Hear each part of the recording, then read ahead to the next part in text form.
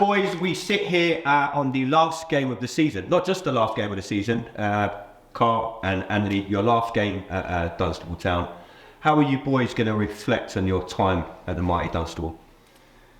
It's been a journey, that's for sure. You know, non-league is not something you understand until you live and breathe it. If I look back now, that's 101 games under the banner of Dunstable Town. That's league games.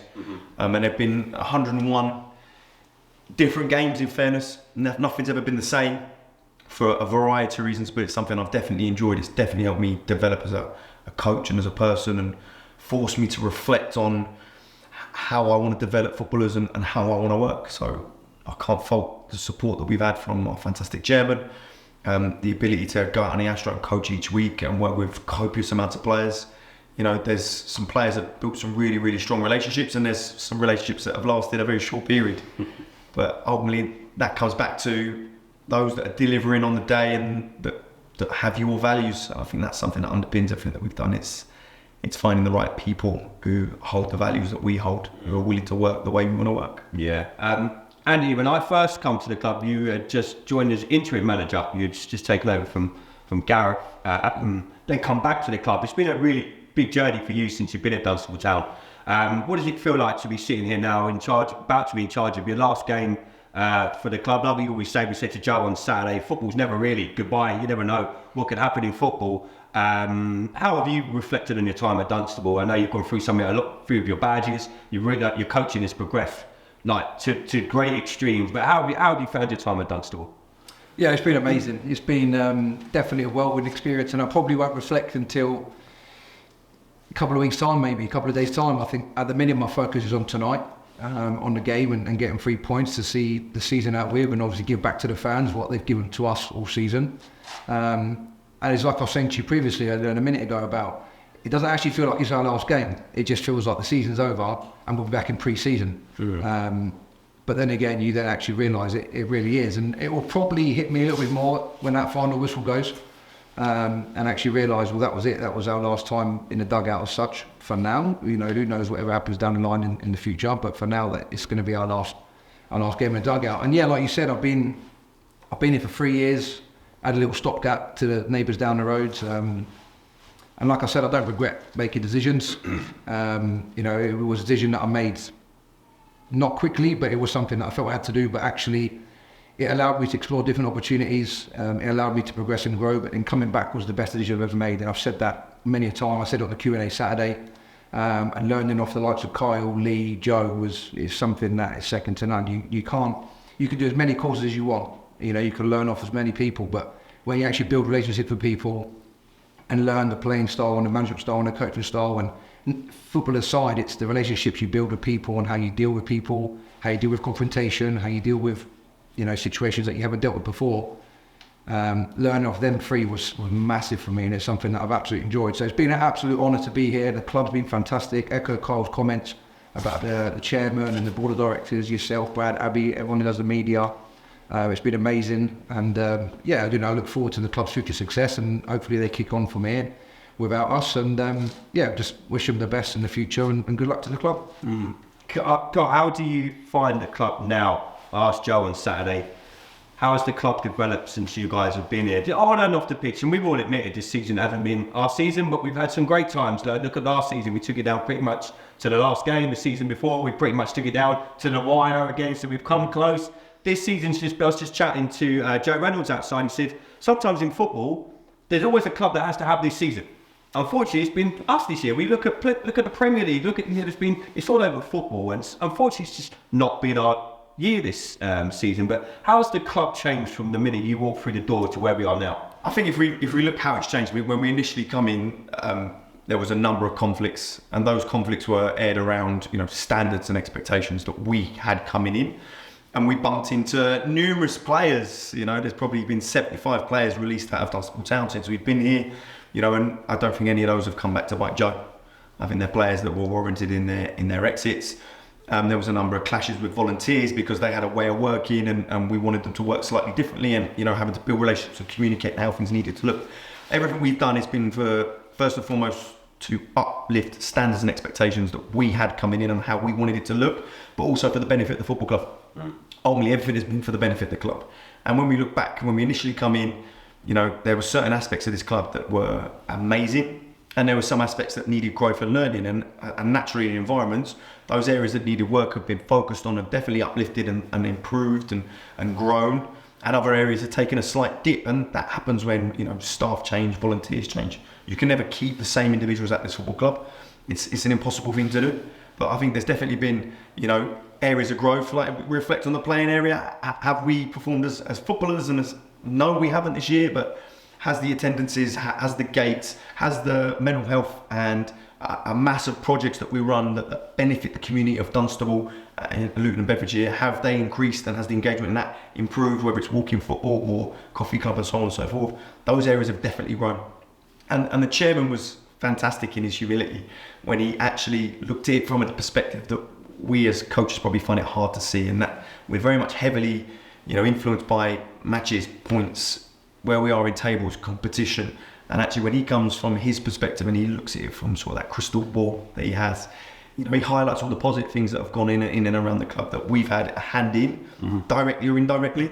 And he highlighted that in our meeting, and it kind of sat the three of us there. We sort of looked at each other and went, okay, it's not just about us. And it's very hard to not just think about yourselves and you're in that bubble, isn't it? Because you're in that bubble, and you deliberately close people off to your bubble to protect it. You know, it's really important to be able to keep the noise outside and protect the players, protect each other, you know, and have that relationship in the building that allows you to talk quite freely about each other outside of this environment. But actually the chairman looked at it from a different perspective, and he's shown the growth of the club as a whole, not just in its stability, but how it's grown in its ability to impact the community and the wider people that are more important than all of us, and ultimately that's the fan base. Yeah, they're the most important thing at this football club and the football club itself. So we've definitely benefited the club in some facets, and there's other areas that we've been partially deficient. But I believe that will change as it comes. One thing that Joe did mention when we sat down with him this past weekend was that he wouldn't have stood in anyone's way if you guys had wanted to throw your hat in the ring for the Dunstable Town job. I don't want to know any trade secrets. I'm not here to throw anyone under the bus. But was he tempting to make me stay on? Or, you know, I know fans have I've asked you, fans have asked you. We were getting tweets saying, well, Anthony and Carl staying as soon as Joe's announcement. I don't expect you to tell me like what goes on behind closed doors, but I know fans want to know. There's no secrets. Ever stay? There's no secrets. 100%. Why would you not be tempted to stay at Dunstable Town? You know, for those listening from the outside perspective, who, you know, let's be honest, the work that's done here, Joe Deeney has afforded the fan base unbelievable insight, whether it's in his program notes or via the social media facets. It's nothing but honesty and a wonderful insight for everyone that's on the journey.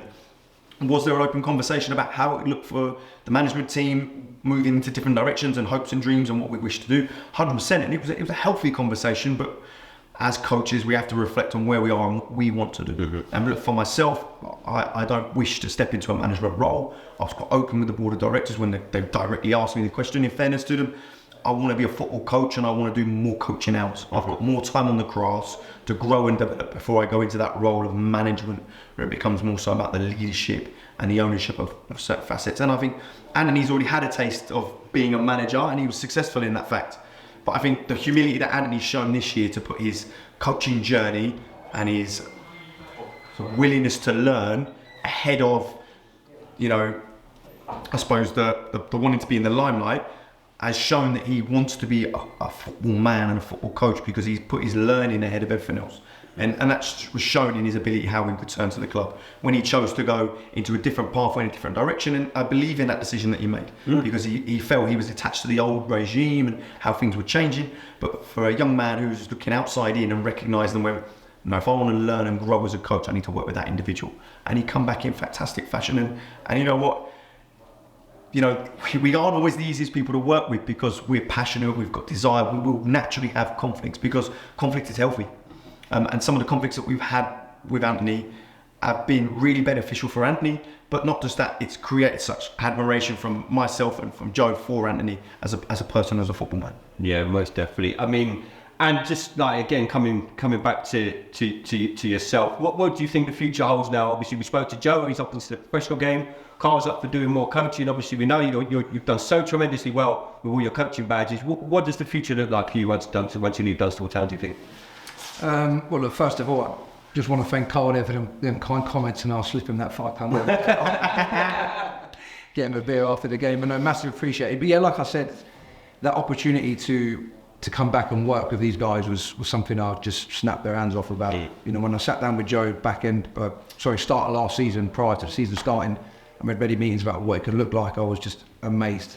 So forget what the players get and stuff, what we can get individually is unbelievable. So, and like Carl says, yeah, I had the taste. I did step in, and I agree, it is tempting to stay on, but, and like I said to Joe in the meeting, and all the directors, and Carl was there as well, and I said to them, now I've had that first bite of the apple with them, I kind of want it to continue. Yeah. So, you know, we'll sit down over the next couple of weeks and, you know, and we'll reflect on the season as a whole probably, and reflect on our journeys, and I'm sure that Joe will ask us to speak up and where we sit and what we want to do, and if there's potential that we could grow and work together as a unit, then hopefully that could be something that comes to fruition. If not, then, you know, there's plenty of opportunities, an opportunity to go and watch a lot of football around the ground, opportunity for me personally to go and watch a little bit of Arsenal, a bit more, to all your sins, just to make you too smart.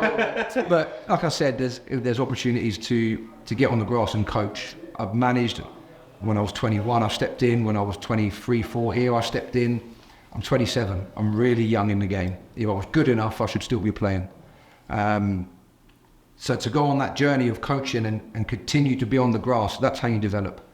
And I've said many times, I thought I cracked it when I stepped in here and I won 2 games. That's it. I won 2 games out of 3. It's nothing really. It's decent for someone my age to step in and continue something that was, with no disrespect, faltering, and start to settle the ship, ready for Joe and Carl to come in. And he's right, and that is why I left, because I felt it was fair for them guys to have a fair crack at the whip and not get involved, but I mean, to just come away. Yeah. Let them impose their style. And that's kind of what happened. But you know, hopefully, like I said, the future's bright for myself, for Kyle, for Joe. And then, like I said, if we can continue together, then fantastic. If not, and it's not going to be the end of the road between the 3 of us, there will be definite opportunities further down the line. I think you have to recognise, when there's an admiration for a club and an environment, the people that are within it, you know, you want the best for the football club. And sometimes, you know, through Joe's ability to progress back into the pro game, which he rightly deserves and will be fantastic at, it's important that those of us that have a passion and love for the club give the next opportunity to those people that want to come in and lead. And it's rightly so that you allow the environment to grow. You know, it wasn't like we were run out the door, as some might think. You know, this relationship hasn't ended on a bad turn. This relationship has ended because within the world of football, things will change, and you have to move appropriately with what suits you at your current time.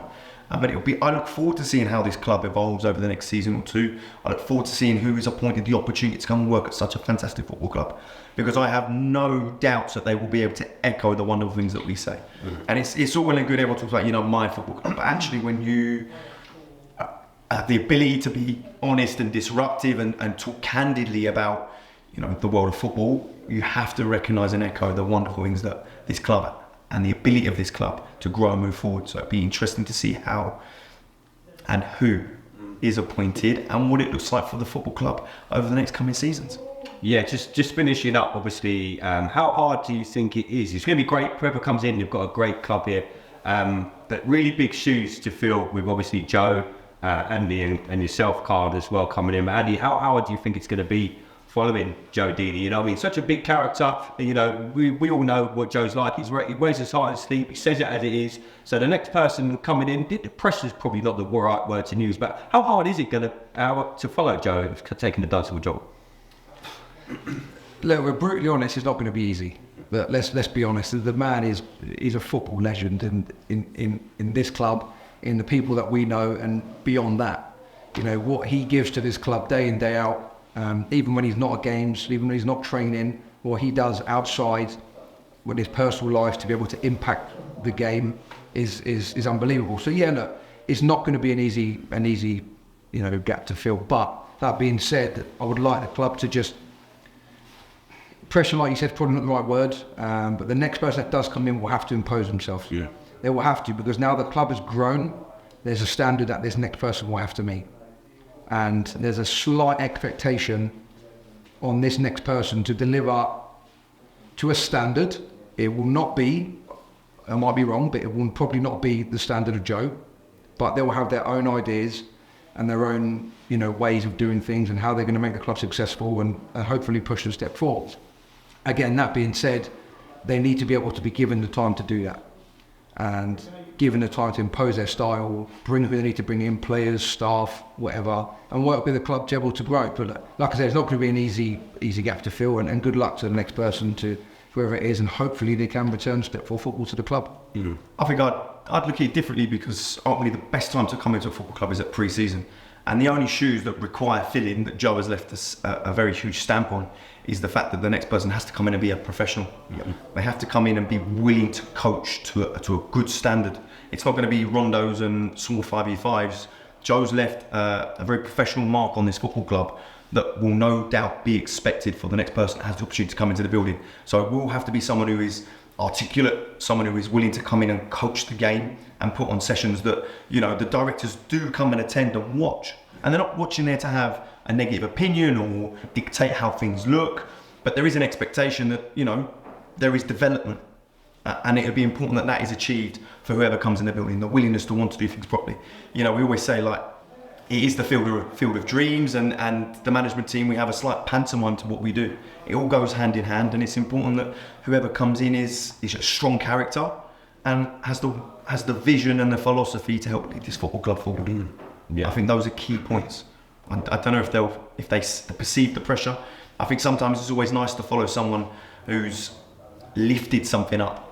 Sometimes it's hard when you come in and you've got to pick something up from a difficult position and help develop club, community, youth section and all the facets that go into a football club. I actually believe Dunstable Town is in a very good place, albeit not... It's kind of like the house is built when I put the furniture in, kind of thing. I believe so. So, I think actually, what a good time to come and take ownership of this wonderful football club. Yeah. Just finishing up, boys. Favourite moments at Dunstable Town?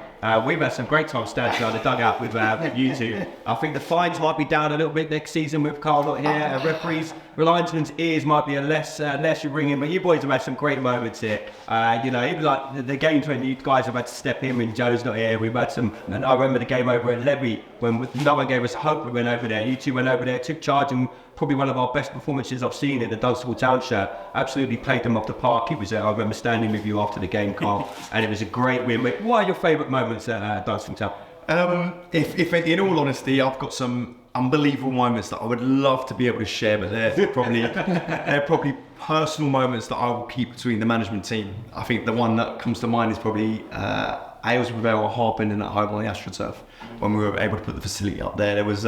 There's some uncanny comments within the dugout between us as a trio, and they were probably not appropriate for the ears of those that are listening.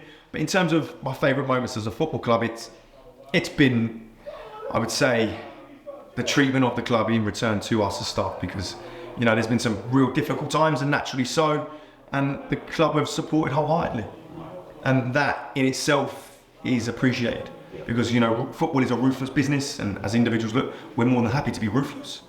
We're more than happy to take the hits. That's part of the game, but the club have done what's right by the club in looking after their staff, because they appreciate the levels and the effort that we've gone to for them. Yeah, definitely. Yeah, I think for me, like I said, there's many moments across my 3 years here. Is to pick one is really hard. I mean, if I go on a footballing basis, I think when Daddy scores the winner against Enfield, Friday night. Unfortunately, I was the other side of the fence due to numbers during competitions and stuff, and I just remember hopping the fence and absolutely legging in, making sure we were celebrating together. But without bringing the tone down too much, I think for me, my personal favourite played Stansted. Seller scored a hat-trick, and they celebrated with me that day because that was my first game back since unfortunately lost my father. Yes. So, and the club sent me flowers as well. So just absolutely epitomises the club, epitomises the great people that work here.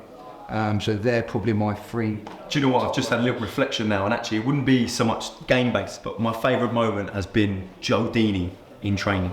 I've seen some many sky tackles as well. He's had to roll back the years, remind players why you don't take 5 and 6 touches after being told 3 times, and he's donned the jacket off, and we're there holding the fallout of it. And there's been some unbelievable hits. Yeah. Those have to be my favourite moments. And look, beautiful thing is we VO training, so they're saved. And we're making a feature at some point soon in terms of Joe Deeney's big hits, but I suppose those are probably the most enjoyable moments, the training outtakes. Highlight reel. I played at a charity game with Anthony, and he had me on a rod. It was hilarious. He was absolutely. Is that the one I always get involved? You avoided it, mate. A great day. And we had such a good laugh on the pitch. But boys, just finishing up, all I can say is that I speak on behalf of all the fans. I've had so many messages asked me about just you two as well. We give Joe all his praise, and he fully deserves it. But you guys definitely deserve all the praise that you get. We're not losing to some coaches. Like you say, we make friends when we come to these football, so we consider you guys friends. So I wish you nothing but success for whatever you go on to do. I know it's going to be